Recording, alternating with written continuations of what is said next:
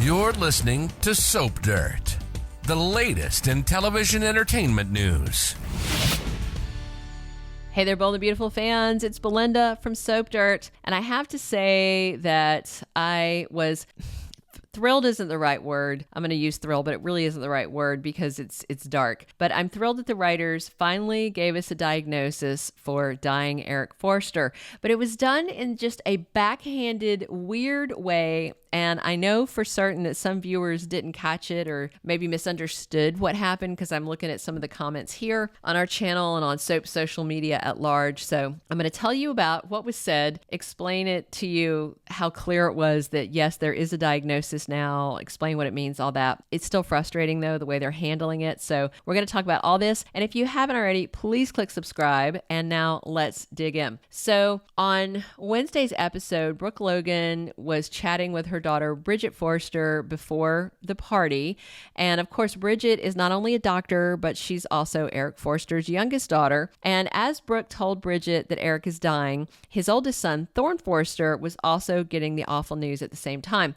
The reveal made to Thorne came from Ridge Forrester, and then Steffy Forrester was there too. It was a lot more vague, just more dire, like dad's dying and it's going to happen very soon. Plus, there's the whole he doesn't want anyone to know, so we're all playing dumb. And this whole thing is awkward, and now we have to dress up and attend a party, and we're all going to be pretending in one big room when everybody really wants to cry. It's a mess. So back in the design office where Brooke was talking to Bridget, we finally got some crucial details that absolutely confirmed Eric's diagnosis. The biggest symptoms that we have seen about Eric Forrester's downturn, of course, is his ongoing bouts of hemoptysis. I think that's how you pronounce it, hemoptysis. Hemoptysis. That's the medical term for coughing up blood. And now, of course, he's on oxygen, which shows us he is in some sort of respiratory failure. Plus, the tremors are another sign of the fatal illness that he's been diagnosed with.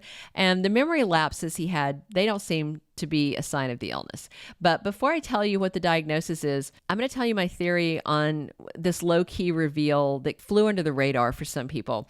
I think Bold has probably noticed a lot of negative reactions on Soap's social media from fans, irritated by the lack of diagnosis and just frustrated, sometimes disinterested in this storyline for that reason. So what's interesting is Bold and the Beautiful still didn't spell out the actual name of the disease out loud. They didn't say it out loud, but they revealed the piece of information that tells us what it is. And from there, we can pretty much map out the specific sub-brand of the disease that is killing Eric Forrester. So when Brooke told her oldest daughter, "Your dad's dying," as a doctor herself, Bridget had questions. She asked her mother if Eric had seen a specialist, and she asked if he got a second opinion. Those are questions asked by several B&B characters before when they found out about Eric's medical malady. But this time, there were more informative answers. Brooke told Bridget that Eric's case was reviewed by many oncologists. She used the phrase many oncologists and says they've all said the same thing. And then Bridget chimed in with her guess, there's no known cure. So that right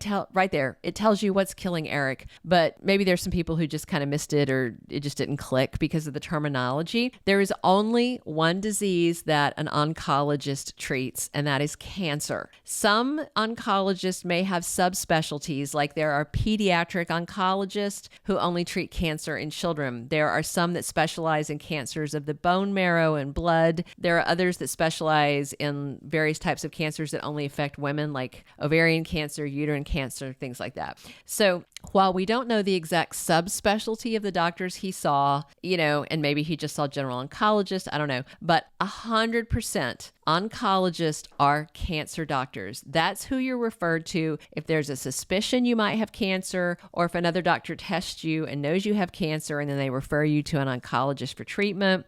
They do not treat any other disease. Oncology is the study of cancer. I'm not trying to be repetitive here. I'm just trying to be clear because I've seen some comments where some people just clearly don't understand the importance of the word oncologist, or they think, oh, maybe they treat different things. No, they don't. It's just cancer. So as to what type of cancer Eric has, I will tell you this. I'm pretty comfortable saying it's lung cancer. unless there's some kind of misdiagnosis. But presuming it's cancer, lung cancer, it's the cancer most often associated with coughing up blood, for one. Eric using the oxygen mask further confirms it. And yes, the hand tremors are also a symptom of lung cancer.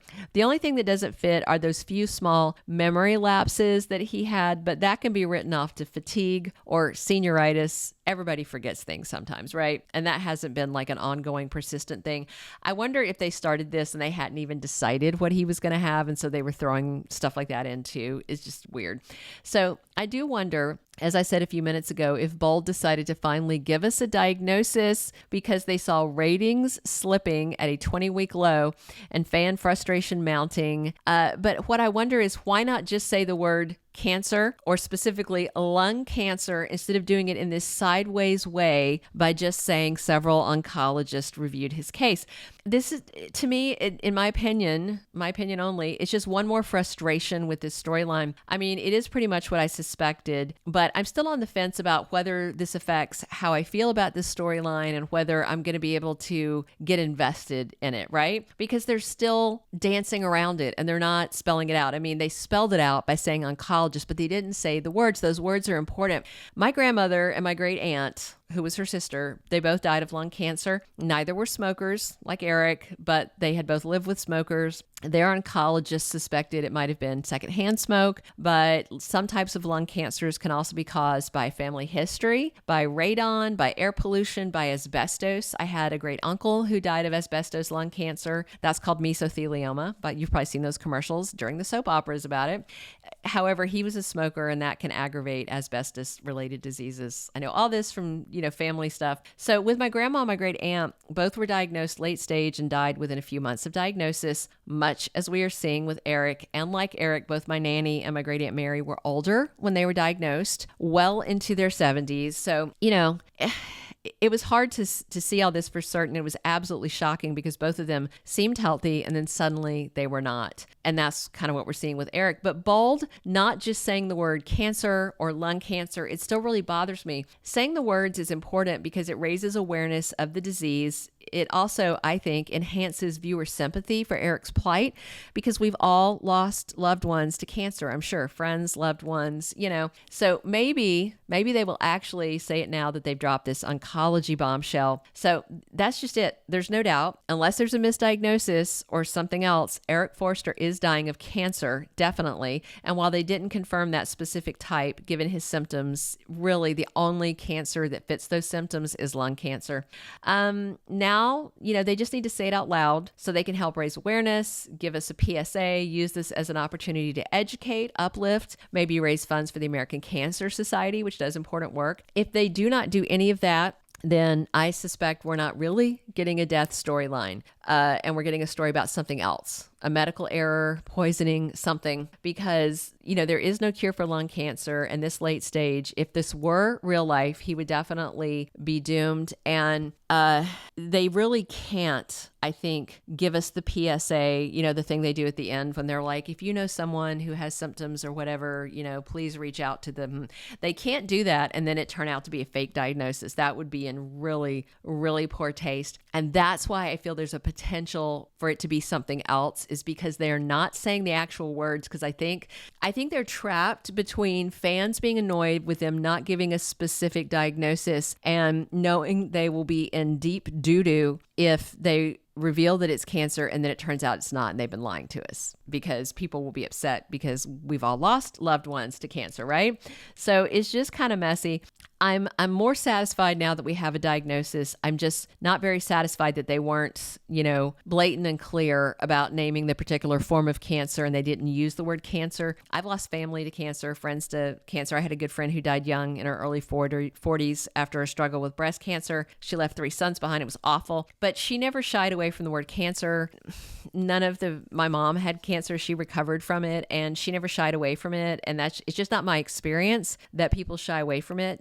I think they kind of, at some point want to talk about it, want to talk about what they're going through. So there's just no reason for this that I can see, unless they're about to pull a bait and switch on us. and John McCook isn't going anywhere, so we'll see. All right, I look forward to your comments. Drop your comments. Did you hear the word oncologist and knew immediately what it meant, or were you still left wondering?